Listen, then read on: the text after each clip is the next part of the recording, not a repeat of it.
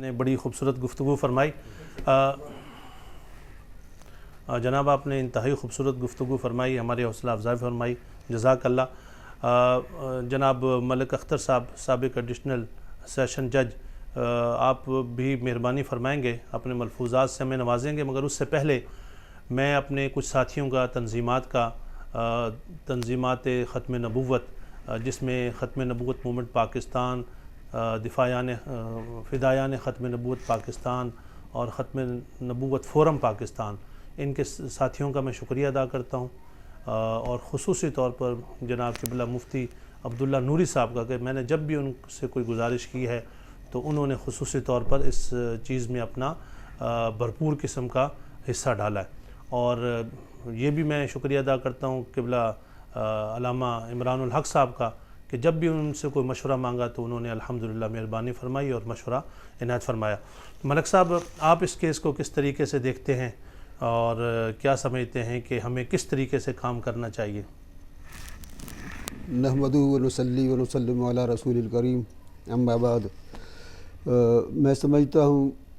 پہلی بات تو یہ ہے کہ میں آپ کا بےحد ممنون اور مشکور ہوں کہ جیسے ہی یہ کیس منظر عام پر آیا, ایف آئی آر کٹی, تو آپ نے مجھ سے رابطہ کیا اور اس سلسلے میں جو بھی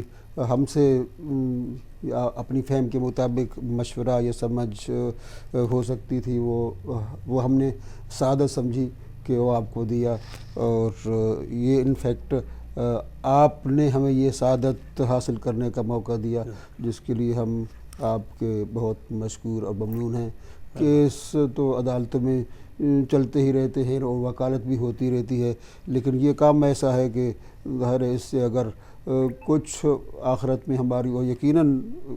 یہ یقین رکھنا چاہیے کہ یہ آخرت کے لیے سرمایہ ہے. بے شک. جہاں تک کیس کی بات ہے, اس کی بہت ساری تقریباً ساری باتیں ہمارے منظور راجپوت صاحب نے کر دی ہے. یہ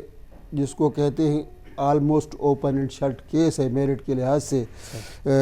اس لیے کہ ابتدائی سے, یعنی جب نکاح ہوا تو نکاح کے وقت سے ہی اس قسم کے نکاح نامے کے اندر ہی سے یہ کیس ثابت ہو رہا ہے کہ اس وقت یہ شخص مسلمان نہیں تھا, اور اس نے دھوکہ دہی سے ایک لڑکی کو دھوکہ دہی سے ورگلا کے اس کے ساتھ نکاح کیا ہے. این ممکن ہے وہ ابھی تک اس کے کسی سحر میں یا کسی مجبوری میں پھنسی ہو, لیکن مجھے امید ہے کہ وہ لڑکی بھی انشاءاللہ وہ جب اس کو حقیقت اس پہ کھلے گی تو وہ لڑکی بھی انشاءاللہ واپس آئے گی, اپنے مذہب پہ آئے گی.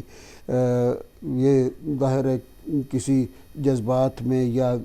وہ اس کے ورغلاوے میں آ گئی ہے, لیکن یہ بات بالکل عیاں ہے کہ جیسے جب اس نے پیٹیشن 491 کی داخل کی تو وہاں پر بھی ڈاکیومنٹ موجود ہے کہ اس شخص نے جو اپنا حلف نامہ لگایا اس کے اندر اپنے آپ کو مسلم نہیں کہا, اسی کے ساتھ اسی لڑکی کا حلف نامہ لگ رہا ہے, وہ اپنے آپ کو مسلم کہہ رہی ہے لیکن یہ اپنے آپ کو مسلم نہیں کہہ رہا. تو یہ بالکل وہاں سے یہ بات ثابت ہو رہی ہے کہ جس شخص نے بھی بنایا, وہ دونوں ایفیڈیوٹ بنائے, حلف نامے بنائے, تو اس سے اس کے مسلمان ہونے سے متعلق جو معاملہ تھا اس کو ڈیلیٹ کرایا گیا اور اس کو ختم کر دیا گیا. تو یہ ایک دوسرا ثبوت ہے جو ڈاکومنٹ کی شکل میں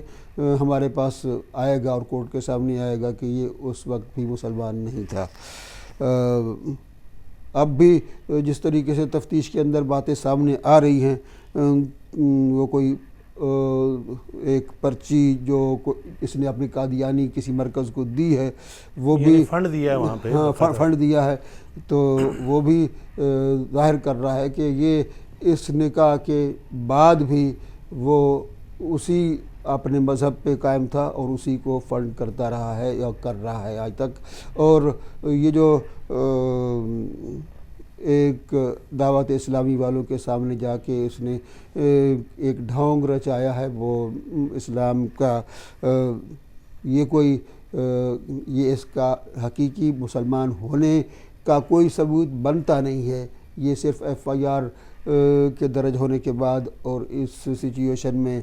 جب آیا تو اس نے اپنے آپ کو بچانے کی کوشش کی ہے، جو کہ اس سے بچ نہیں سکتا، اس لیے کہ اس نے ایک پہلے لڑکی کو دھوکہ دیا، پھر مدرسے والوں کو جا کے دھوکہ دیا، اور اگر اس کا وہ بالفرض وہاں مسلمان ہونا کسی حساب سے قبول کر بھی دیا جائے تو جو وہ جرم پہلے کر چکا تھا، ایک لڑکی کو اپنے گمراہ کر کے یا ورغلا کے اس کو دھوکہ دے کے کہ میں مسلمان ہوں، اگر اس نے اس طریقے سے کہا ہے تو بھی دو اس نے جرائم کیے ہیں، ایک تو اس کو کہنے دھوکہ دہی کا، اور دوسرا اپنے آپ کو غلط طور پہ مسلمان کہنے کا، اور اگر نہیں کیا تو پھر تو ویسے بھی اوپن اینڈ شٹ کیس ہے کہ وہ ایک نان مسلم تھا، ایک کافر تھا، اور اس کا یہ بعد میں مسلمان ہونے کا ایک دعویٰ کرنا اس کو اس کے جرم کی سزا سے نہیں بچا سکتا۔ ملک صاحب، اس میں جو اہم بات ہے نا جی کہ یہ یہاں پر کچھ اور پریکٹس بھی ہمارے سامنے آ رہی ہیں کہ یہ قادیانی اس طریقے سے کر رہے ہیں، اور جو سب سے بنیادی بات ہے، یہ لوگ کہتے ہیں ہم قانون کی پاسداری کرتے ہیں، تو قانون کی پاسداری کیسے ہے کہ ایک مجرم جو ہے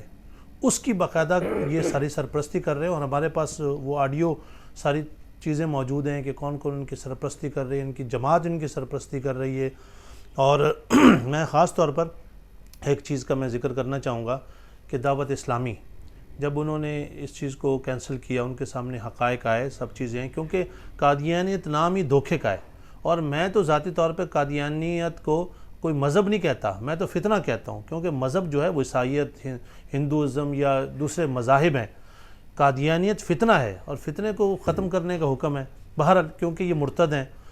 تو ہم اس طرف نہیں جاتے کہ آئین پاک، ہم صرف آئین کے اندر رہتے ہوئے بات کرتے ہیں، اور وہ یہ ہے کہ دھوکہ دینا ان کی فطرت میں ہے، اور انہوں نے دعوت اسلامی والوں کو بھی دھوکہ دیا